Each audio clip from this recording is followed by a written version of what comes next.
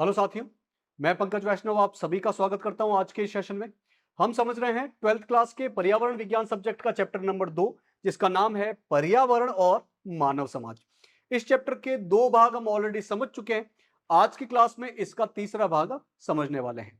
दूसरे भाग में हमने समझा था कि कैसे मानव विकास के अलग अलग चरण में अलग अलग प्रकार के मानवों का विकास होता है और ये अलग अलग प्रकार के औजारों का इस्तेमाल करते हैं। साथ ही हमने यह भी देखा था कि आदिम मानव जो है वो मुख्य रूप से संग्राहक और शिकारी के रूप में ही कार्य करता था, सिर्फ भोजन करने के लिए और अपने आप को जीवित रखने के लिए ही कार्य करता था। आज के भाग में हम समझने वाले हैं कि ये आदिम मानव समाज मुख्य रूप से किस प्रकार के हथियारों का इस्तेमाल करता था, उन हथियारों का विकास कैसे हुआ है, उन औजारों का विकास कैसे हुआ है और आग की खोज कैसे हुई और उनका उपयोग मुख्य रूप से किस किस काम में लिया। तो देखते हैं आदि मानव द्वारा तैयार किए गए कौन कौन से औजार है और फिर अग्नि की खोज कैसे होती है। पौधों से भोजन को इकट्ठा करने के लिए और जानवरों का शिकार करने के लिए क्यों करते थे ये भोजन इकट्ठा और क्यों करते थे ये जानवरों का शिकार? मुख्य रूप से अपने भोजन की आवश्यकता की पूर्ति के लिए। तो इस जरूरत ने आदिम मानव को मोटिवेट किया, उनको प्रेरित किया कि वो अलग अलग प्रकार के औजार बनाए, मुख्य रूप से पत्थरों से और लकड़ियों से औजार बनाए। जो ऑस्ट्रेलोपिथेकन्स थे, जो शुरुआती आदि मानव था, वो संभवतः औजारों का उपयोग मुख्य रूप से जंगली जानवरों को भगाने के लिए और भोजन के लिए जानवरों का शिकार करने के लिए करते थे। वो मुख्य रूप से औजार और हथियारों का उपयोग जो है वो जंगली जानवरों को डराने के लिए, उनको भगाने के लिए और उनका शिकार करने के लिए इस्तेमाल करते थे। ये जो ऑस्ट्रेलोपिथेकन्स थे वो मुख्य रूप से छोटे छोटे जानवरों का ही शिकार ज्यादा किया करते थे। फिर जो लास्ट में होमो इरेक्टस आए, जो हमने डायग्राम में देखा था पिछली क्लास में, होमो इरेक्टस ने पत्थर से कठोर औजार बनाए और औजार बनाने की इस परंपरा को उन्होंने होमो सेपियंस निएंडरटैलेंसिस या फिर निएंडरथल मानव के साथ साथ होमो सेपियंस जो कि आधुनिक मानव है उसको सौंप दी। तो ये जो होमो इरेक्टस आए, मानव समाज की प्रगति में जो तीसरी अवस्था आई होमो इरेक्टस, इन्होंने पत्थर से बहुत कठोर औजार बनाए। जैसे कि हमने देखा था कि इन्होंने पत्थर से एक कुलाड़ी नुमा औजार बनाया। तो इनके औजार बनाने की परंपरा धीरे धीरे आने वाली मानव प्रजाति तक भी पहुंचने लगी। पत्थर से बनी हत्ता लगी कुल्हाड़ी जो कि होमो इरेक्टस ने बनाई थी, उसके सिरे पहने थे। हमने देखा कि होमो इरेक्टस ने मुख्य रूप से एक कुल्हाड़ी जैसा औजार बनाया, कुल्हाड़ी जैसा हथियार बनाया जिसके सिरे बहुत ज्यादा पहने थे। और इतने शानदार हथियार, इतने शानदार औजार बनाने की वजह से ये बड़े बड़े जानवरों का भी शिकार करने लगे। ये औजार ऑस्ट्रेलोपिथेकन्स और होमो एबिलिस द्वारा बनाए गए पत्थरों के औजारों की तुलना में बहुत ज्यादा बेहतर थे।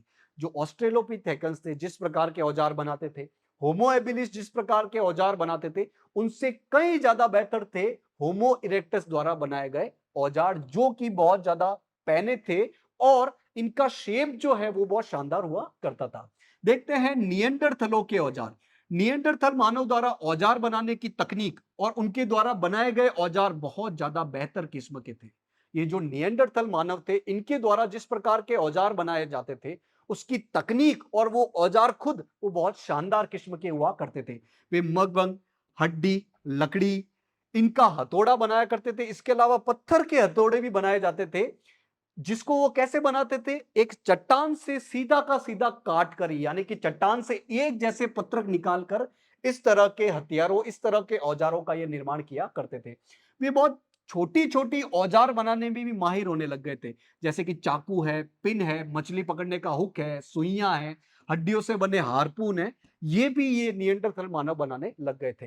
ये जो निएंडरथल मानव थे, फिर इतने शानदार हथियार, इतने शानदार औजार बनाने की वजह से बड़े बड़े जानवरों का भी शिकार करने लग गए थे, जैसे कि हाथी है, गेंडे है, बाइसंस है। बाइसंस क्या होता है? जंगली भैंसा। जंगली घोड़े हैं, भालू है, जंगली बिल्लियां हैं। अलग अलग प्रकार के बड़े खतरनाक और बड़े बड़े जानवरों का ये शिकार किया करते थे। भाले की शक्ल के औजारों का उपयोग ये करते थे ताकि दूर से ही जानवरों का शिकार कर सके। भाले जैसे औजार भी, भाले जैसे हथियार भी ये बनाने लग गए थे, जिनको फेंक कर ही बड़े बड़े और खतरनाक जानवरों का शिकार किया जाता था। आदि मानव द्वारा बनाए गए औजार नियोलिथिक या नवपाषाणी युग का परिचायक थे।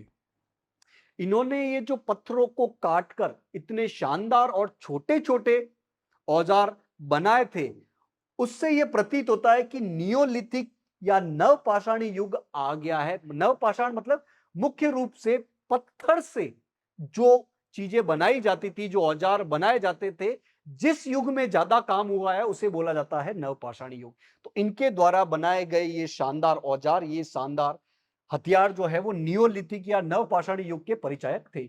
ये औजार काफी भव्य और पॉलिश किए हुए थे और शानदार बनाए गए थे। एक तरीके से इनको घिस घिस कर पॉलिश दी गई थी, यानी कि दिखने में भी ये औजार शानदार थे। लेकिन इनका उपयोग खत्म होने पर मानव ने कृषि युग में अपना कदम रखा।